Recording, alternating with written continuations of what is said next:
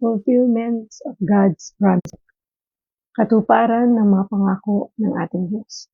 Ito po ang ating topic ngayong umaga sa ating pong daily devotion live dito po sa God Loves You at sa ating Loves TV Facebook page at sa ating pong YouTube channel sa ating Loves TV at sa God Loves You. Napakaganda po ng ating pag-uusapan ngayong umaga dahil ito po ay katuparan ng mga pangako ng ating Diyos sa atin. At ang ganda pong pag-aralan para tayo po ay manatili sa ating pananampalataya at sa ating pag-asa na nagmumula sa ating Diyos. Magandang umaga po sa inyong lahat. Good morning, good morning, good morning. This is your Ate Mabs and welcome po sa ating pong daily devotion live dito po sa Ate Mabs TV at sa God Loves You Facebook page at sa ating YouTube channel. Magandang umaga po sa inyong lahat. Kumusta po ang inyong araw ng Huwebes? Today is December 6, 2025. Napakabilis ng panahon na nito. Malapit na ang Pasko. Kaya naman marami na ang nag-prepare, nag-decorate. Ang dami na natin naririnig ng mga Christmas songs. Nako. Kaya po hindi na mapipigil ang Pasko. Pero ganun pa man, tayo ay magpapatuloy sa ating pag-aaral para tayo po ay manatili sa ating pananampalataya. Buksan na po ninyo ang inyong Bible sa Psalms 145 verse 18. At kung ang Bible ninyo ay tulad ng Bible ko, ito po sa Tagalog, sa Magandang Balita, Biblia, ay matatagpuan sa page 627 ng Lumang Tipan. Sa mga awit 145 verse 18, page 628, page 628 ng Lumang Tipan. Ayan, so basahin na po natin, simulan na natin ang ating pong devotion this morning. Ang sabi po dito sa New International Version, sa Psalms 145 verse 18, "The Lord is near to all who call on Him, to all who call on Him in truth." Sabi naman po sa Tagalog, sa Magandang Balita, Biblia, sa mga awit 145 verse 18, "Siya ay nakikinig at handang tumulong sa lahat ng tao, at sino mang taong pagtawag sa Kanya tapat at totoo." Purihin ng Diyos sa pagbabasa ng Kanyang salita. Manalangin po tayo. Panginoong Diyos na makapangyarihan sa lahat, pinupuri ka namin, pinasasalamatan. Napakabuti mo, Panginoon. Salamat po sa umagang ito na muli kaming makakapagbigay sa iyo ng kapurihan sa pamamagitan ng devotion na ito, Panginoon. Turuan mo po kami at hayaan mo matuto kami, Panginoon, sa mga nais mong matutunan namin sa umagang ito. Ikaw po ang siyang manguna at ang nais namin, ikaw lang ang maparangalan, madakila at maluwalhati. We love you, Lord Jesus. We praise you, Father God. Fill us with your love and fill us with your Holy Spirit. In Jesus' name we pray. Amen and amen. Again, magandang umaga po sa inyong lahat and welcome po sa ating pong daily devotion. Basahin po natin muli ang ating pong verse this morning na matatagpuan po sa Psalms 145 verse 18 na ang sabi po sa New International Version, "The Lord is near to all who call on Him, to all who call on Him in truth." Sabi naman po sa Tagalog, Magandang Balita, Biblia, "Siya'y nakikinig at handang tumulong sa lahat ng tao, sa sino mang taong pagtawag sa Kanya'y tapat at totoo." Hallelujah! Tunay na dito pa lang ang sarap na panghawakan ng Kanyang pangako, na siya ay tapat, na siya ay tunay, na makikinig at handang tumulong sa lahat ng tao. Lalo na sa mga taong tapat at totoo sa kanilang pagiging anak ng Diyos. Kasi ang Diyos natin, kailanman hindi tayo pinapabayaan, kailanman hindi tayo iniiwan. Sa lahat ng oras at pagkakataon ng buhay natin. Salamat, salamat, salamat talaga sa Kanya. Sabi nga po dito sa ating pong topic ngayong umaga na pinamagatang fulfillment of God's promises. Ito yung katuparan ng mga pangako ng Diyos sa atin. Sabi po dito, hundreds of years before Jesus, the people of God were in trouble. They were stuck in life, unable to help themselves, and perhaps beginning to doubt that God would save them. Noong mga panahon na yon, 100 years ago, ang mga tao noon, stuck sila sa buhay nila. Hindi nila kayang tulungan ang kanilang mga sarili. At nagsisimula na silang magduda sa ating Panginoon kung kaya ba silang iligtas ng Diyos. Kasi talagang sa kaguluhan sila ng mga panahon na yun. And have you ever felt the same way? Tayo ba? Nararanasan ba natin o nararamdaman ba natin ang mga ganong pakiramdam sa buhay natin ito? Kung ganon, you might relate to the original audience of this verse, the exiles in Babylon. Ito yung mga panahon na ipinatapon ang mga Israelita sa Babylonia at na-conquer ng Babylon ang mga tao ng panahon na yun, ang kanilang ari-arian at talagang ipinatapon sila. And sabi dito, the Babylons conquered God's people and land, sending them hundreds of miles away. Maybe they thought that God had abandoned them or that He couldn't hear their cries. But God is always close, especially when His people call on His name. Diba? Nakaramdam sila na parang pinabayaan na kami ng Diyos, inabandona na kami ng Diyos kasi tinatapon kami. At para bang wala ng Panginoon sa mga panahon na yun. Iniwanan na sila. Pero sa totoo lang po, ang Panginoon ay laging malapit sa atin. Hindi tayo iniiwanan, lalo na sa mga taong patuloy na tumatawag sa kanyang pangalan. Kaya po tayo, di ba? Katulad ng mga tao noong unang panahon, talagang dumaranas din naman tayo ngayon ng mga pagkakataon na nakakaramdam tayo ng panghihina, feeling mo inabandona ka na ni Lord, feeling mo iniwanan ka na ni Lord kasi punong-puno ka ng problema. Hindi natatapos, hindi nauubos, para bang sinaklubang ka na ng langit at lupa. Di ba? May mga ganun tayong pagkakataon sa ating buhay. Pero tandaan mo, kailanman hindi tayo iniwan ng Diyos.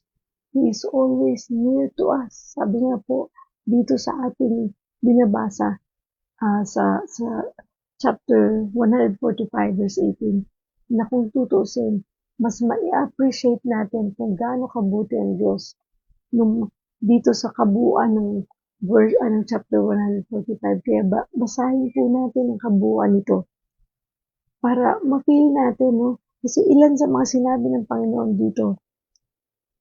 Sabi dito sa verse 15, lahat ng mga buhay ay tanging si Yahweh ang inaasahan. Siyang nagdudulot ng pagkain nilang kinakailangan. Binibigyan sila ng sapat na sapat. Hindi nagkukulang, ano pat ang lahat ay may tinatanggap na ikabubuhay. Diba? Kailanman hindi tayo nagutom. Kailanman hindi tayo nagkulang. Laging merong kakainin sa araw-araw. Laging merong pinagsasaluhan ng mag-anak. Kumakain ng higit pa sa 3 beses sa isang araw. Diba? Kaya pagka ganun, hindi mo isip na, iniwan ba talaga ako ng Lord? Kasi tayo minsan nagiging emotional tayo, no? Na kapag may problema, para bang wala nang tayong ibang nakikita kundi yung present situation natin. Hindi na natin nakita o naaalala na minsan sa buhay natin ay dinanas naman na talaga natin ang mga bagay nito. Pero kailanman hindi tayo nagkulang, kailanman hindi tayo pinabayaan ng Diyos, nalampasan at napagtagumpayan na natin ang mga ganitong pagsubok sa buhay natin. Kaya lang, madalas tayong mag-entertain ng ating kahinaan. Di ba, mas binibigyan natin pansin yung kahinaan natin, yung mga pagkukulang, yung mga kawalan. Pero hindi natin nakikita yung mga bagay na itinulong ng Diyos sa ating buhay. At sabi pa dito, bawat kailangan ng taong tapat at may takot sa Kanya, Kanyang tinutugon. At kung nagigipit, hinahango sila, sabi sa verse 19. Sabi naman sa verse 20, yaong umiibig sa Kanya ng lubos ay iniingatan, ngunit ang masamay mawawasakin at walang mabubuhay. Kaya nga po, imbis na tayo ay mag-tantrums, tayo ay parang rebelde sa Diyos, kapag dumadating tayo ng mga pagsubok, mas lalo tayong kumapit sa Kanya. Mas lalo tayong magtiwala sa Kanya. Kasi sinasabi niya dito, yaong umiibig sa Kanya ng lubos ay iniingatan. Huwag natin kalimutan ang kabutihan ng Diyos sa buhay natin simula pa man noon hanggang ngayon. Diba? Hindi pwedeng maging basihan yung ating pinagdaraanan ngayon para panghinaan tayo ng loob, para mawala ang pagtitiwala natin sa Diyos. Diba hindi ito yung sukatan ng pag-ibig ng Diyos sa atin. Kasi sa totoo lang, yung mga pagsubok na yan, hindi naman yan sa Diyos galing. Pinahihintulot ng Diyos yan. Pero hindi ibig sabihin na pinarurusahan tayo ng Panginoon. Mahal tayo ng Diyos at tunay na tayo tutulungan niya. Huwag lang tayong bibitaw sa ating pananampalataya at pagpapit sa ating Diyos na buhay. Sabi nga dito sa verse 9, siya ay mabuti at kahit kanino'y hindi nagtatangi sa kanyang nilikha, pagkalinga niya ay mamamalagi. So, nasa chapter 145 pa rin po tayo ng mga awit ha. Doon lang tayo nagko-concentrate ng ating pinag-uusapan. Kasi kung babasahin talaga natin to, hindi ka bibitaw eh. Talagang, thank you Lord, no? Kasi sa kabila ng lahat ng aming pinagdaraanan, sakit karamdaman man yan, problema, pagsubok man yan, nandyan ka palagi. Sabi dito sa verse 8, si Yahweh mapagmahal at puno ng habag.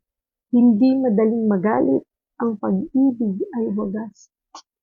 Wow, di ba? Pag ganito yung mababasa mo, kahit dumaranas ka ng mga sobrang bigat na problema, gagaan. Kasi alam mo na merong Diyos na nagmamahal sa iyo. May habag, may awa, may pag-ibig, at hindi madaling magalit, at pag-ibig ay wagas. Thank you, Lord. Napakabuti mo, Panginoon. Ayan, so, diba? Ang dami pa, basahin niyo po ito. At sabi niya pa dito, sa verse 13, ang paghahari mo'y sadyang walang hanggan, hindi magbabago. Di ka bibiguin sa bawat pangako, pagkat ang Diyos ay tapat. Ang kanyang ginawa, kahit ano ito, ay mabuting lahat. Hallelujah! Sabi pa sa verse 14, di ko tigil di basahin. Siya'y tumutulong sa lahat ng tao na may suliranin. At sa pagkalugmok, sa panghihina, ay kanyang hahanguin. Hallelujah. Napakabuti mo, Diyos. Tunay, no? Ang Diyos natin, kapag binabasa ko to, naalala ko yung mga panahon, talagang sobrang dumaranas din ako ng mga pagsubok. Kasama na dyan yung pagka-stroke ko.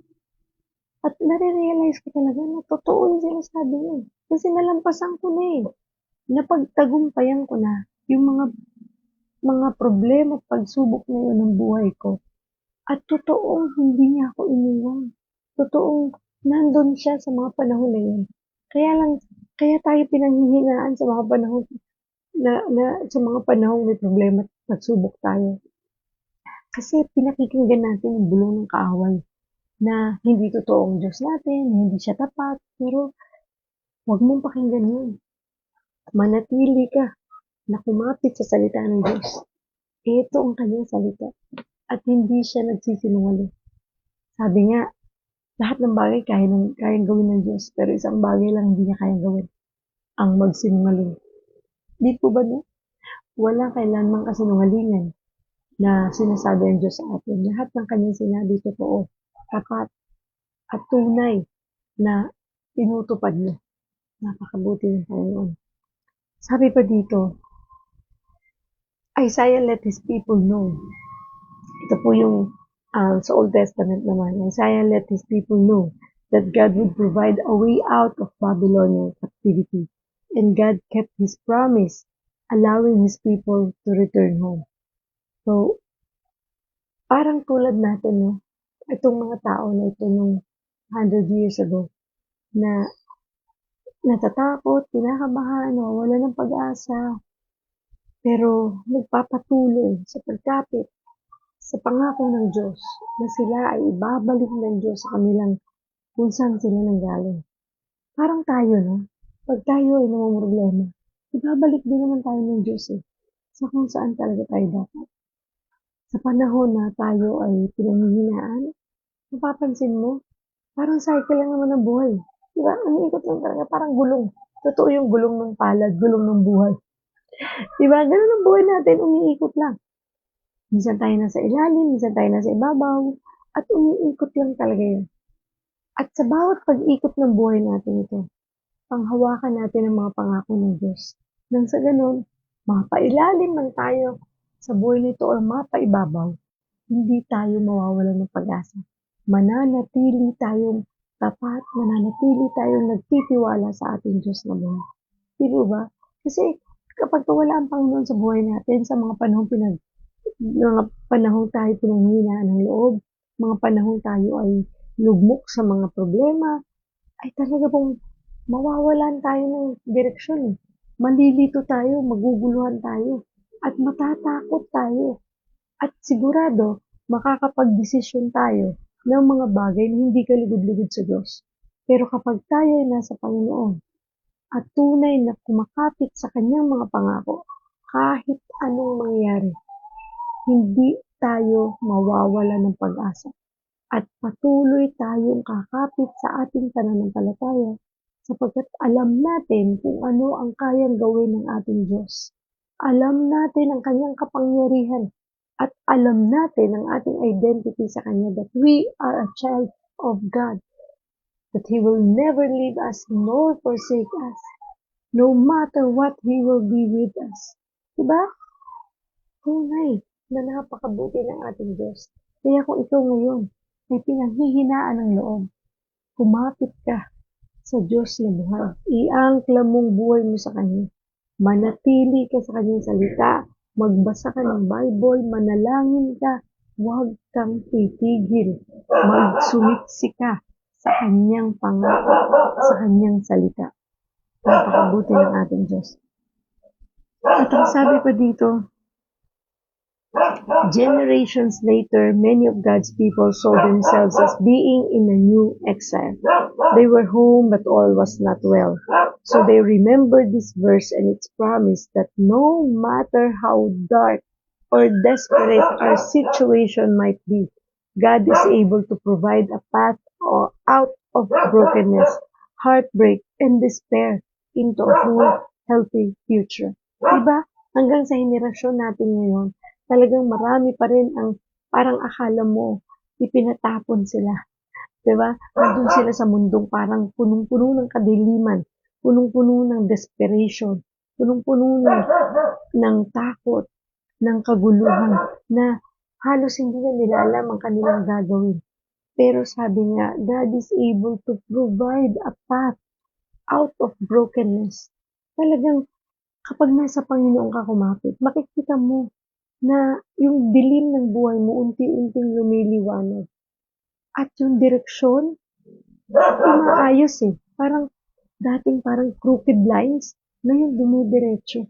Na alam mo na sa kahit anong mangyari, nasa heartbreak ka man or despair, alam mo na yung future mo ay magiging maliwanag, maayos, at talagang mawawala yung mga brokenness, mawawala yung kadiliman, mapapalitan ito ng kapayapaan, kaliwanagan, pag-ibig. Kasi di ba, sa panahon tayo ay nasa kasalanan pa, nung mga bago natin tanggapin si Kristo bilang Diyos at tunay nating tagapagligtas, talagang ang buhay natin ang gulo-gulo. Kahit na nagdadasal ka pero ang babaw-babaw, nagdadasal ka pero parang di mo nararamdaman ng Diyos. Tapos, pag nakakagawa ka ng kasalanan, parang baliwala lang, hindi ka na-convict, parang okay lang, di ba? Parang normal lang sa'yo yung gumawa ng kasalanan. Kaya naman dumarating yung time na para ka ng nauupos na kandila, na hindi mo na alam kung anong gagawin mo, na hinang-hina ka na takot ka na, gulong-gulo na ang isip mo. Kaya tuloy, yung iba, mas lalong napapariwara, mas lalong gumugulo ang buhay. Kasi imbis na lumapit sa Diyos, ay mas lalong nagpapakalulong sa kasamaan, nagpapakalulong sa mga bisyo, nagpapakalulong sa mga bagay na hindi kalugod-lugod sa Diyos. Imbis na magbalik loob sa Diyos, imbis na tumawag sa Panginoon, lumapit sa Diyos, at lumuhod at humingi ng tawad sa kanyang mga kasalanan, ay mas lalo pang nagpapakalugmok sa kasalanan. Alam niyo, sabi ko nga, Lord, kung ang buhay ko ay pinanatili ko sa dati kong buhay na punong-puno ng kaguluhan, kayabangan, punong-puno ng kasakiman, punong-puno ng takot, siguro, Lord, nasaan na kaya ako ngayon? Hindi ko na alam. Baka nung time na na-stroke ako, nagpakamatay na lang ako. Diba? Kasi ang hirap dalhin ang mga ganong sitwasyon ng buhay. Pero dahil ang Panginoon ay tapat, ang Panginoon ay may pag-ibig para sa atin, hindi niya hinayaan na ako ay malugmok doon. Hindi ako pinigilan ng Diyos. Palagi niya akong kinakausap. Meron siyang mga taong ginagamit para kausapin ako, para ipaliwanag sa akin kung gaano ko kamahal ng Diyos, ipadama sa akin kung gaano kabuti ang aking Diyos.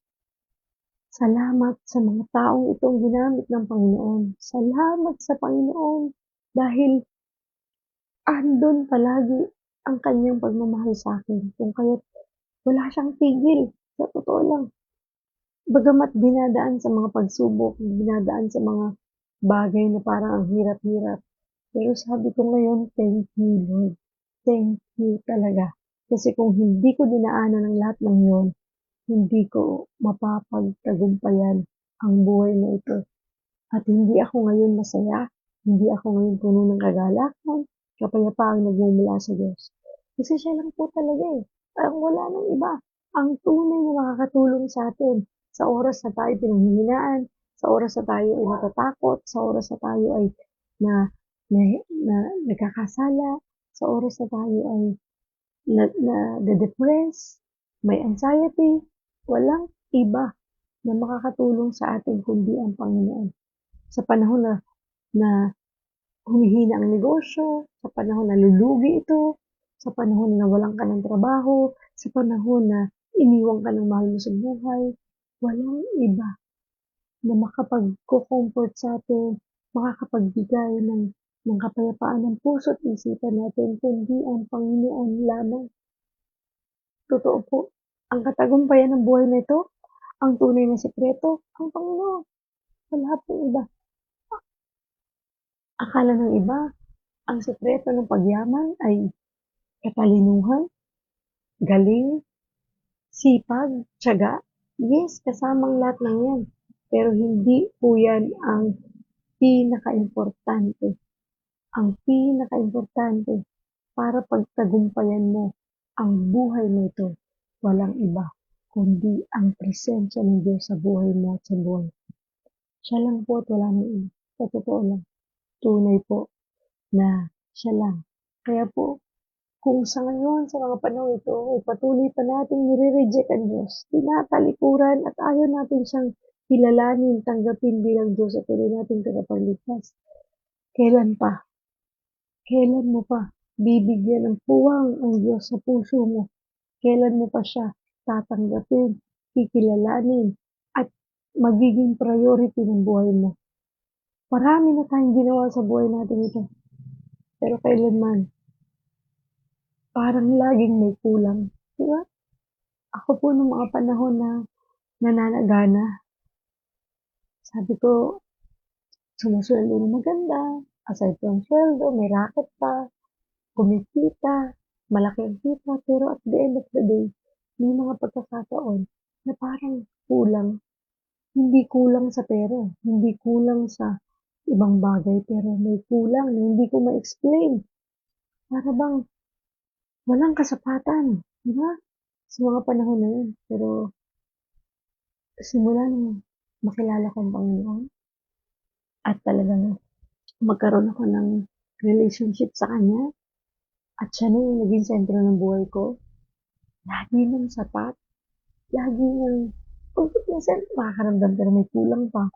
Pero pag nag-pray ka na, nagbasa ka na ng Bible, tapos naramdaman mo yung presensya ng Diyos sa buhay mo, wala na, sapat na, okay na. Yung ganun, Ang sarap ng pakiramdam ng gano'n, na kailanman di ka nag-iisip, kailanman hindi ka nagkulang, pino-provide ni Lord. Sobra talaga si Lord. Hindi mo mararamdaman ang kakulangan, hindi mo mararamdaman ang kawalan ng pag-asa kapag nasa Panginoon ka. Hallelujah. Thank you, Lord, talaga. Sobrang thank you, Lord. Ang sabi niya pa dito, little did they know that an even more permanent solution to the darkness they lived in was coming. In Isaiah 40 verse 3 is a prophecy that was not only fulfilled when the exiles left Babylon and went home, but was also fulfilled in the coming of the Messiah. Sabi po sa basahin natin, sabi sa Isaiah 40 verse 3, ganito ang isinisigaw ng isang tinig. Ihanda ninyo ang daraanan ni Yahweh sa ilang. Gumawa kayo ng mga tuwid na landas na kanyang lalakaran sa ilang.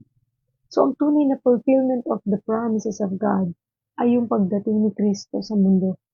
Yung kanyang pagdating dito nang pinanganak siya sa sabsaban, hanggang siya sa lumaki, hanggang sa siya maparusahan, minak, di ba?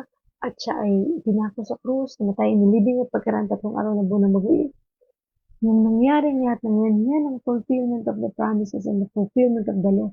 Napakabuti ng Panginoon para mangyari ang lahat ng ito.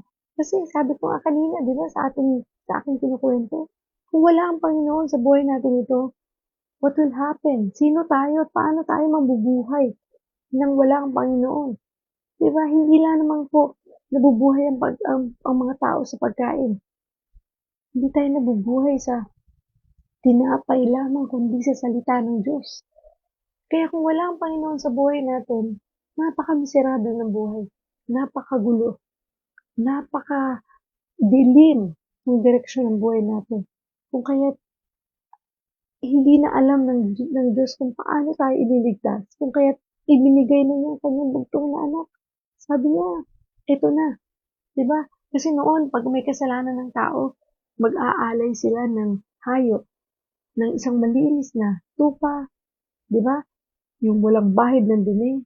At pag kanila na itong inalay, yung usok nito, yun ang kabayaran ng kanilang kasalanan. At pagkatapos nun, magkakasala ulit, mag-offer ulit. So, hanggang kailan gagawin yun?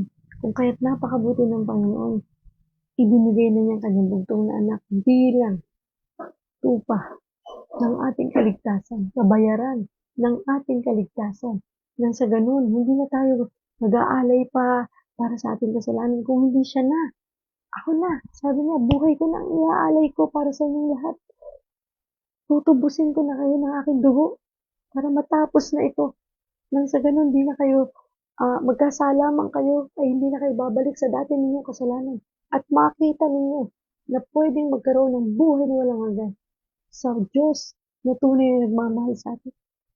Kaya gusto ko pong sinishare ang bagay na to kasi yun yung bagay na dapat na naiintindihan natin lahat kung gaano tayo kamahal ng Diyos. Paulit-ulit man ako na lagi ko itong sinasabi sa inyo. Pero yung gospel ang tunay na magliligtas sa ating lahat. Tunay na makapagpapalaya sa atin, sa ating mga pagdurusa sa buhay na ito. Kasi kung hindi po natin tunay nakikilalanin si Kristo bilang Diyos natin at tunay natin tagapagligtas at tatanggapin natin siya sa ating buhay at paghahariin natin siya sa ating buhay, mananatili po tayo sa kadiliman ng buhay natin at talagang mahihirapan tayo na lumaban sa buhay. Palagi na lang nating iisipin na tayo api, na tayo'y nakakulong sa buhay na ito. Pero sa totoo lang, pinalaya na tayo ng Diyos nung siya'y napako sa krus. Ang gagawin lang natin ay paniwalaan ito at panampalatayaan na nangyari ang lahat ng ito dahil sa kanyang pag-ibig sa atin. Kailan pa tayo lalaya? Hindi ka pa ba napapagod sa pagiging laging takot, laging nangangamba, na lumalakad sa kadiliman, na lagi na lamang nabubuhay sa kasalanan? Nakakapagod, di ba? Totoo lang dumating sa'kin yun. Dumating ako sa buhay ko noon na sobra akong napagod sa paggawa ng masama. Kaya 'pag napapagod ako, babalik ako sa Diyos. Kaya lang di ako nagiging consistent. Yun talaga ang problema ko, eh, yung consistency sa paglilingkod sa Diyos at sa pagtugon sa kanyang mga panawagan at sa pagsunod sa kanyang mga ipinag-uutos. Yung bang susunod, tapos hindi na naman, yung para kang sumasayaw ng cha-cha, atras abante, hindi ka makadiretso. 'Di ba? Kasi ang daming gumugulo sa paligid mo, ang daming temptations, ang daming bagay na nagpapahina ng loob mo. Pero kung panghahawakan natin ang mga pangako ng Diyos, makapagpapatuloy tayo ng walang humaharang, ng walang pagdududa, sapagkat ang Diyos natin ay tapat. Ang Diyos natin ay kailanman hindi tayo iniwan. And sabi dito, through Jesus, God paved a permanent path for people to come out of darkness and find hope, strength, and peace through Jesus Christ. Nung siya ay bumaba na dito sa lupa, nung siya dumating, at siya ay napako sa krus, namatay, nilibing pagtira ng 3 araw na buhay na maguli, binigyan niya tayo ng permanenteng path na kahit anong mangyari dahil tinanggap mo na siya as your Lord and Savior, yung path mo, yung direction mo, matuwid na yun. Yun ay papunta sa buhay na walang hanggan. Sa ayaw mo at sa gusto talaga nung tinanggap mo si Kristo, ligtas ka na. At wala ka nang dapat pang ikatakot. Pero hindi yun license para gumawa ka ng kasalanan at bumalik sa dati mong buhay. Kasi sa totoo lang po, kapag tayo ay tunay na nakakilala na sa Panginoon, gagabayan tayo ng banal na Espiritu at tayo tutulungan na makapagpatuloy sa ating buhay na sumusunod sa ating Panginoon nang hindi na tayo babalik sa dati natin na pag-uugali, dating buhay, kaguluhan at kadiliman. Kasi yun yung gusto ng Diyos sa atin, di ba? Lagi tayong pinapaalalahanan ng Holy Spirit na kapag nagkakamali tayo, may gabay na tayo eh. Kaya huwag kang bibitaw. Be consistent and be intentional. Huwag tayong padadala sa mundong ito na imperfect pa. Bagamat nandito pa tayo sa mundong ito, hayaan natin ng Diyos pa rin ang siyang mag-lead ng way natin. Hayaan pa rin natin na ang Diyos pa din ang siyang ating ilaw at asin, ang gabay para tayo ay hindi maliligaw. And God provided a permanent way out of darkness and into light. Permanent na yun. Diba? Hindi yun yung babalik-balik. Ganun ang Diyos natin eh. Kapag niligtas ka na niya, dahil tinanggap mo siya as your Lord and Savior at ikaw ay nag-surrender na ng iyong kasalanan sa Kanya at hiningi mo ito ng tawad at tunay na ikaw ay nag-repent na, wala na yung darkness na yun. Permanent na yung path mo. Tapos na, maliwanag na yung buhay mo. Kaya huwag ka nang babalik. Diba? No turning back. No turning back. Diba? Wala nang pagbalik. Kahit anong mangyari. Laban. Ituloy mo yung laban mo. Ituloy mo yung pagkapit mo sa Diyos na buhay. Ituloy mo yung pagbabasa ng Bible kahit minsan parang di mo na naiintindihan sa dami ng pinagdadaanan mo. Ituloy mo ang pagdarasal. Ituloy mo ang paglilingkod. Ituloy mo ang pagbabahagi ng salita ng Diyos kahit parang, bakit gano'n, Ate Loves? Kahit na naglilingkod na ako, ang dami pa rin pagsubok, kaliwat kanan. Ganun talaga. Kasi pinupurify tayo ng Lord. Kasi doon mo makikita ang kapangyarihan ng Diyos kapag sa mga panahon na ikaw ay naglilingkod, tapos dumadaan ka sa mga pagsubok, doon mo makikita ang kapangyarihan niya. Doon mo makikita kung gaano kagaling, ka-amazing ang Diyos natin. Kasi pagtatagumpayan mo to ng ganong kagaan. Di ba? Kasi kung akala kasi ng iba, bed of roses na yung yung pagtanggap kay Lord, yung mga pag nasa atin ang Panginoon, wala nang problema, wala nang pagsubok, hindi totoo yun. Di ba? Kasi mas lalo tayong hinahasa. Mas lalong tumitibay, tumatatag ang ating pananampalataya kapag dumaranas tayo ng mga pagsubok na yan sa panahong tayo ay patuloy na kumakapit sa Diyos. Kasi kitang-kita natin ang galing ng Diyos. Di ba? Mas lalo tuloy tayo na magpupursige na maglingkod sa Diyos. mag-ministry, mag-Bible study, mag-fellowship kasi excited ka. Every time na merong fellowship, excited ka to share the goodness of God. Yung praise report mo, nag-uumapaw. Talagang hindi mo na mapigil na, Lord. Thank you. Dahil mo gustong ipa-thank you. Kasi nakikita mo yung galing ng Lord, yung kapangyarihan niya. Diba? Kasi pag wala ng mga pagsubok, baka hindi mo na kailanganin si Lord. Hindi ka na tumawag, hindi ka na magdasal kasi lahat na lang smooth sailing. Lahat na lang maganda, lahat na lang masaya. Di ba ganun tayo? Ako talaga po ng mga panahon noon, Christian na ako noon. Pag maganda takbo ng buhay, yung walang problema, aba, nakakalimutan ko na magdasal minsan. Nakakalimutan ko na magbasa ng Bible. Yung mga parang okay na ako. Tulog na lang ako pagdating sa gabi. Gising na lang sa umaga na gano'n na lang. Ni pagdadasal habang kakain, hindi ko na magawa. Tapos hindi na ako nag-share ng word. Wala na. Tapos hanggang sa dumating yung nagkaroon ako ng spiritual dryness na para bang may kulang. Saka ako ulit hahanapin sila. Hindi ganun. Sabi nga, through ups and downs, lagi lang tayong manatili sa presensya ng Diyos. Huwag tayong bibitaw. Maganda o hindi maganda ang nangyayari. Kapit lang sa ating pananampalataya dahil ang Diyos natin tapat. Diba? Ang Diyos natin, hindi tayo iniiwanan. He is always close and near to us. Katulad ng ating verse sa pininilayan ngayon. And so what are you going through? What's your Babylon? It might be a habit you can't break. A loved one who keeps making self-destructive decisions or a mental health challenge that feels overwhelming. Ano ba yung Babylon ng buhay mo? Ano yung bagay na nagiging dahilan para hindi ka magpatuloy sa iyong paglilingkod at pagsunod sa Diyos? Ano ba yung mga problema at pagsubok na pinagdaraanan mo ngayon kung bakit lalo kang pinanghihinaan sa iyong pananampalataya? Huwag mong bigyan ng pansin yan. Huwag kang mag-focus sa mga problema mo, but more on focus on God alone. Focus on His love, on His goodness, on His faithfulness, on His kindness, gentleness in your life. Kasi marami na ginawa ang Diyos sa buhay mo na huwag mong iisipin na pinabayaan ka na niya. Sa tagal mo nang nabubuhay sa mundong ito, kailan ka pinabayaan ng Diyos. Di ba? Lagi siyang nandyan nakaagapay sa'yo. All you need to do is to call upon the Lord, to pray, to read the Bible, to talk to Jesus, to communicate. Diba? Yun ang kailangan ni Lord sa'yo. Huwag kang matakot. Hindi ka niya iniiwan.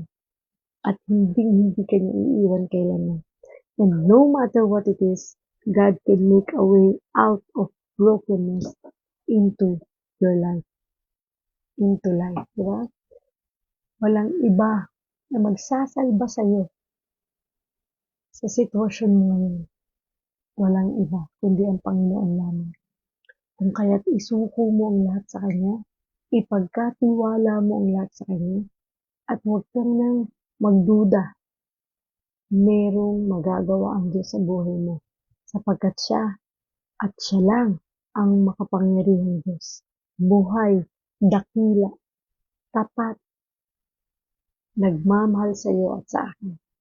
Kaya naman, kung hindi mo pa tinatanggap si Jesus Christ as your Lord and Savior, it's about time for you to receive Jesus as your Lord and Savior.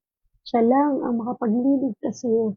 Siya lang ang makapag-aahon sa iyo sa mga pinasasadlakan mo yun. Siya lang ang makapagsusolve ng problema mo, makapagbibigay ng solusyon dito. Siya lang ang tutulong sa iyo, magpapalakas sa iyo, magpapatibay ng iyong pananampalataya. At alam ko, kinakausap ka ng Panginoon ngayon. Idulog mo yun sa Kanya. Ipanalangin mo yun sa Kanya. Ihingi mo ng tawad ang lahat ng mga kasalanan mo. At lumapit ka sa Kanya ng may kababaang loob. Dahil ang Diyos natin ay nakikinig sapagkat buhay siya. Alam niyang nararamdaman mo. Alam niyang mga dalahin mo. Alam niyang mga kabigatan mo. At tanging siya lang ang makapagbibigay ng comfort sa iyo. Sabi niya nga, lumapit kayo. Kayo na mga napapagal. Lumapit kayo sa akin. At bibigyan ko kayo ng kapahingahan. Siya lang ang makapagbibigay ng kapahingahan hindi kayang ibigay ng mundo. Siya lang ang makapagbibigay ng katuparan ng lahat ng mga bagay na gusto mong matupad sa buhay mo. Ang kailangan mo lang ay pagkatiwala ang lahat ng ito sa Kanya. Manalangin po tayo. Panginoong Diyos na makapangyarihan sa lahat, pinupuri ka namin, pinasasalamatan sa umagang ito, sa kabutihan mo, sa napakaganda mong mensahe ngayong umaga. Thank you, Lord, for reminding us again kung gaano kakabuti, kung gaano kakatapat sa aming mga buhay. Patawarin mo kami, Panginoon, sa mga sandaling kami ay hindi nagiging tapat sa iyo. Sa mga sandaling kami ay tumatalikod pa rin sa iyo, nawawala ng tiwala at nawawala ng pag-asa sa buhay na ito. Patawarin mo kami, Panginoon. Tunay o Diyos na buhay ka, sapagkat pinatunayan mo na yan ng maraming beses sa aming buhay, kung kaya't pinagtatagumpayan namin ng kahit na anong aming pinagdaraanan. Salamat, Lord, sa mga kagalingan ng aming mga karamdaman. Noon pa man, Lord, simula sa simpleng sakit hanggang sa mga malulubhang sakit, di mo kami pinabayaan. Maraming salamat po. Thank you, Jesus. Thank you, Father God. Thank you, Holy Spirit. Napakabuti mo po, Panginoon, sa pagpo-provide ng lahat ng aming pangangailangan. Hindi mo kami pinagkulang. Hindi mo kami iniwanan. Hindi mo kami pinabayaan. Hindi mo kami ipinahintulutan na mapariwara, Panginoon. Salamat po, Diyos. Thank you for the provision, Lord. Salamat, Lord. Di kami nawala ng pagkain sa aming hapagkainan. Salamat, Panginoon, sa kalakasang patuloy mo yung pinagkakaloob sa amin. Pagpalain mo, O Diyos, tulungan ang mga taong nanonood ngayon at ang mga makakapanood nito. Give them the strength, Lord, they need. Give them the healing, Father God, and provide all their needs, Lord. Kasi alam mo ang kanilang mga pinagdaraanan. Hindi madali, Panginoon, pero patuloy kaming kakapit sa iyo, patuloy kaming magtitiwala sa iyo dahil ikaw ang pinakamakapangyarihang Diyos na kayang gawin ang lahat, kayang gawin posible ang imposible. Thank you for everything, Father God. Nawa, O Diyos, i-bless mo rin ang ating mga TV family, ang God Loves You Movement family, at ang God First Christian Ministry International, ang GLU, ang lahat ng kapastoran sa buong mundo, ang lahat ng churches sa buong mundo, at ang lahat ng mga leaders at patuloy na naglilingkod sa iyo, Panginoon, sa kabila ng lahat ng pinagdaraanan. Maraming salamat, Panginoon, dahil buhay ka. Salamat, Panginoon, dahil nandiyan ka. Patuloy na tumutulong, gumagabay, nag-iingat at nagpoprotekta sa aming lahat. Maraming salamat po. Continue to bless our country, Lord, ang Pilipinas, Panginoon. Alam namin, Lord, simula pa man noon, iningatan mo na ang bansang ito. At ito'y patuloy mong iingatan. Ilagak mo, Panginoon, ang mga tamang leaders sa bansang ito. At ang mga nakaupong leaders, Panginoon, ikaw na pong bahala sa kanila. Hawakan mo kanilang mga puso. Tulungan mo silang magbago, Panginoon. Tulungan mo silang bumalik sa iyo, Panginoon. Magbalik loob sa iyo. Magkaroon ng takot sa iyo, Panginoon. Magkaroon ng takot na gumawa ng hindi tama. Ikaw, Lord, ang mag-ingat simula sa pinakamababang posisyon hanggang sa pinakamataas na posisyon ng bansang ito. Tulungan mo po sila. Tulungan mo ang bansang ito, Panginoon, na kami, na mga maliliit na mamamayan, ay matuto rin, Lord, na sumunod sa iyo at magtiwala sa iyo, Panginoon, at kilalanin ka bilang Diyos at tunay naming tagapagligtas. Maraming salamat po, Panginoon. Pakaingatan mo pong bawat isa sa amin. Tulungan mo kami, O Diyos, na laging ikaw lang ang maparangalan, madakila at maluwalhati sa aming buhay. We love you, Lord God. We praise you and we honor you. And we bring back all the glory and praises in Jesus' name we pray. Amen and amen. Thank you, Lord. Thank you, Jesus. Hallelujah. Napakabuti mo, Panginoon. Ikaw ang aming Diyos na dakila.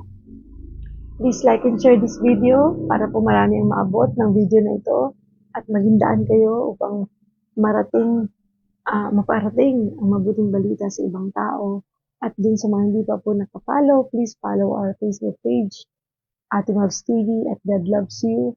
I know na gagamitin ng Panginoon ang platform na ito upang marami pa ang makakilala sa Panginoon. And also, please do subscribe our YouTube channel, Ate Mavs TV. God Loves You. And also, iniimbitahan ko din po kayo na mag-join sa aming fellowship, online fellowship, every Mondays and Thursdays. At i-message niyo po ako dito sa ating page para po ma-join ko kayo sa ating group chat para po pag mayroon tayong fellowship, makasama namin kayo para mas lalo tayong tumatag sa ating pananampalataya at kayanin natin ang mga pagsubok na ito dahil nandito kami para tulungan namin kayo sa panalangin. Thank you and God bless po sa inyong lahat. Magkita-kita po tayong muli bukas sa ating pong daily devotion live dito po sa ating Facebook page at sa ating YouTube channel. God bless everyone. See you all again tomorrow. Bye. Always remember, God loves you.